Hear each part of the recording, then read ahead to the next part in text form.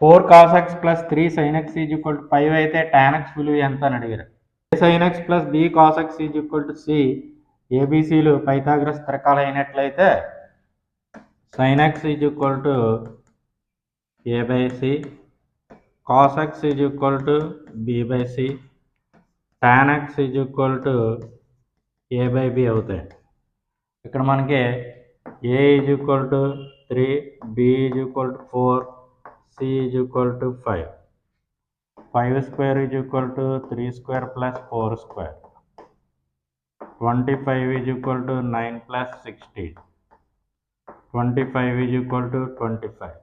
ఏబిసిలు Pythagoras త్రికాలు అయ్యాయి. So tan x is equal to a by b. That is equal to a value ఏమో 3, b value 4. 3 by 4. First option is the right answer.